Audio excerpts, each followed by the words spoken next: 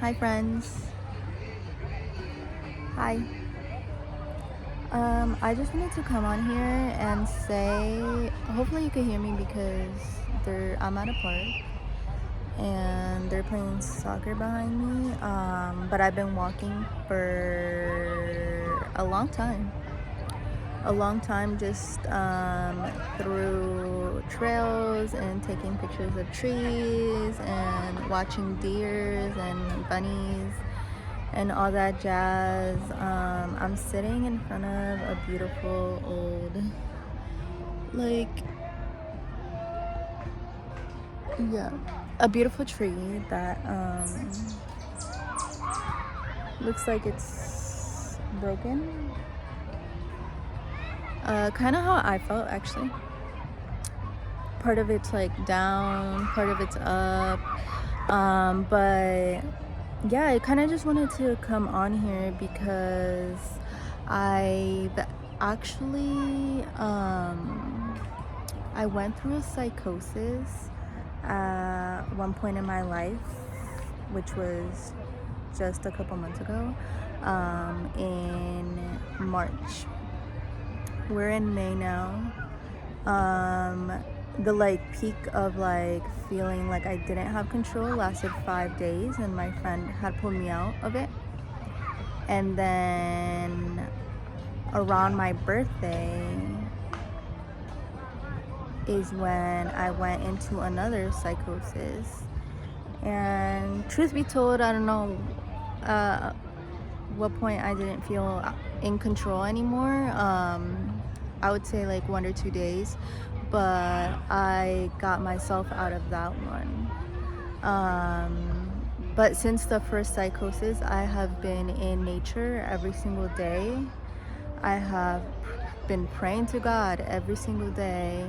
I have been meditating. I have been eating the right foods. I've not touched any processed foods, and I've been drinking herbal teas every single day.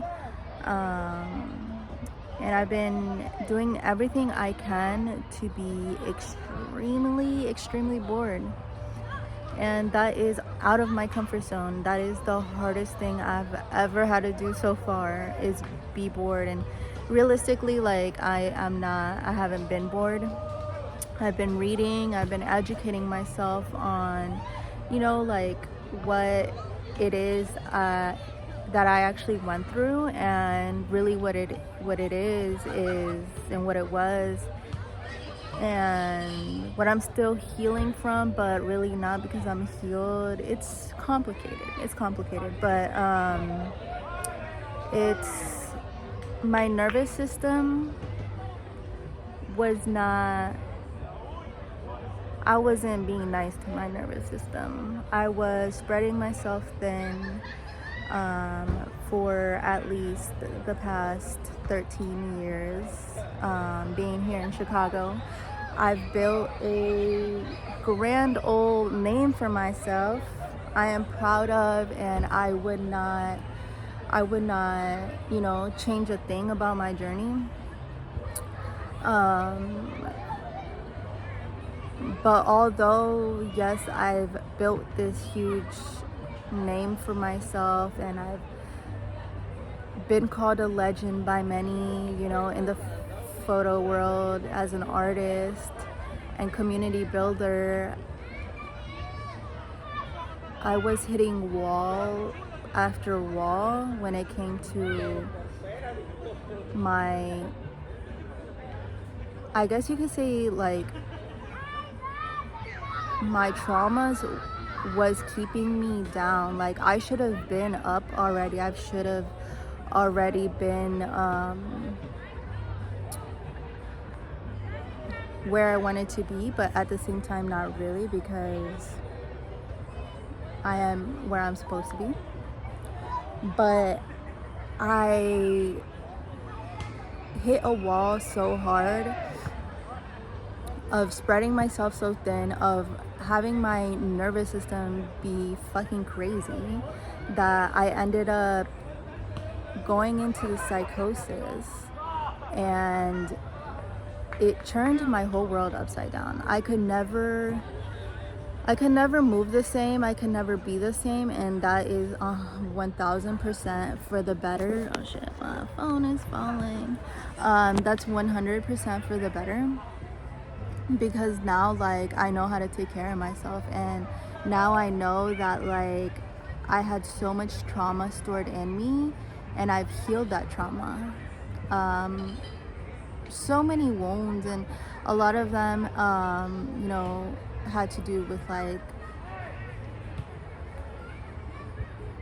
the struggle, like I guess being so addicted to the struggle, or like thinking that I had to struggle and I had to go through it and like do the most for everybody, and like put myself not last but like not first.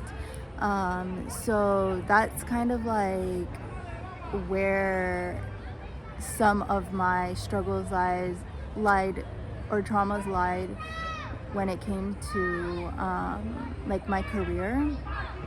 There's other things such as love and this and that, but like it kind of all like goes back to your sacral chakra, where it's like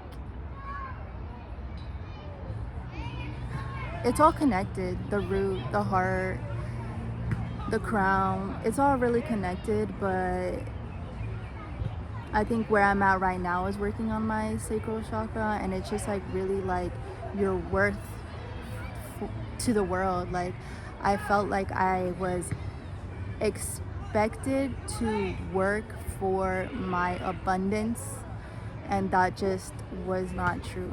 Like I didn't have to put myself through all the hardship that I did.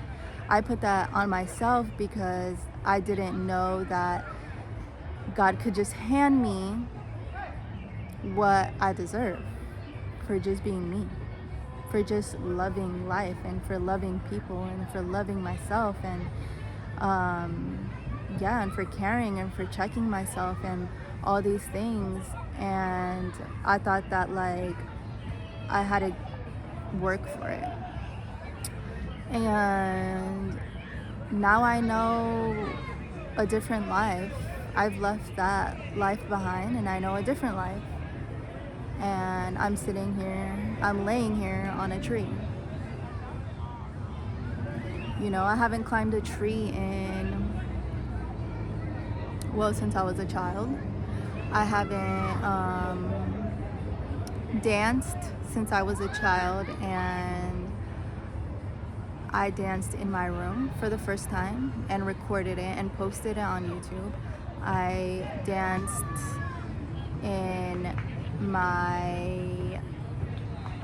at a beach as the second time that I ever went dancing since a child.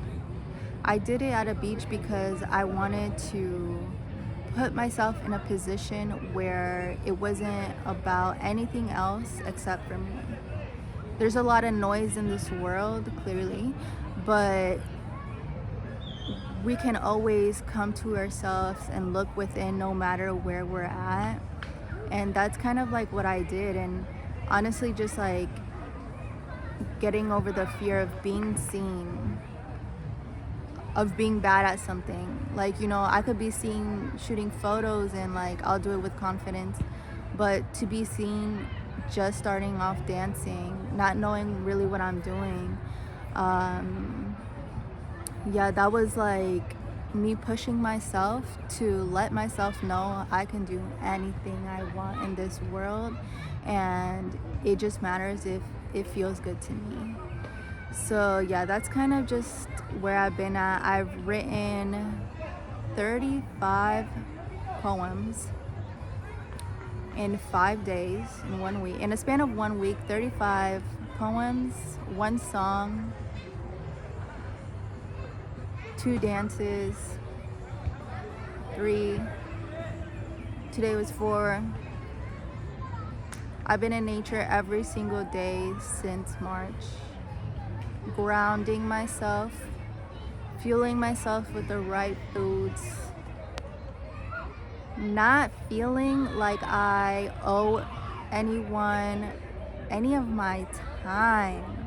I've given myself so much to so many people, so many close people, so many acquaintances, so many clients, so many people that I had no choice, zero choice, but to cut it all out. And some of them were traumatic, I would say.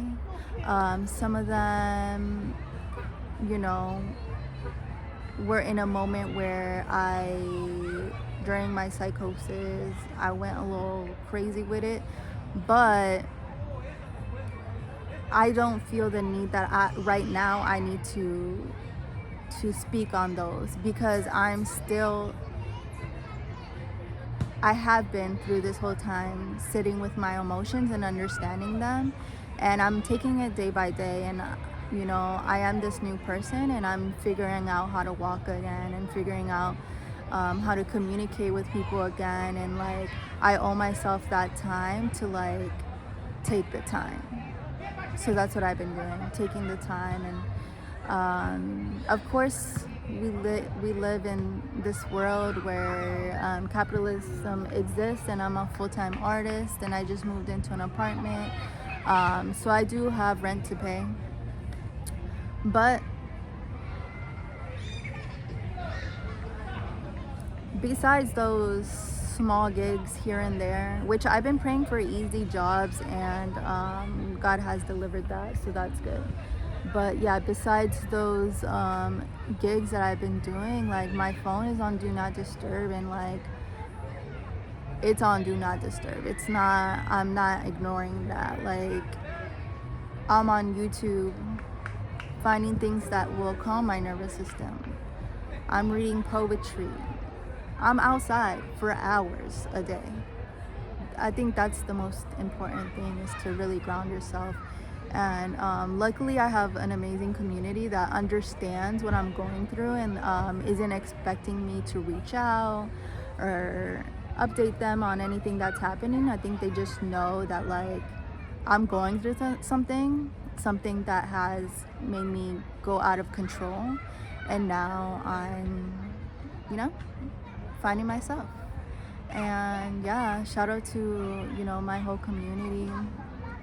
This beautiful sweater I did with my shop, Ambercita's shop, and eWorks, my homie that definitely inspires me so much on his skill and ability, and his passion and dedication for his craft, and wanting to be sustainable in his tools that he uses, and resources, and there's something else I was gonna say about him. Accessible, because I've always wanted to be accessible, and that's something that he also is. But yeah, so I related to him in that way. But yeah, I'm figuring out what accessible means to me now. And yeah, because I'm in my bag now. I'm in my bag. I'm doing everything for me. If you see me outside dancing, come dance with me. Yeah, a lot of people think I'm intimidating because I'm so talented.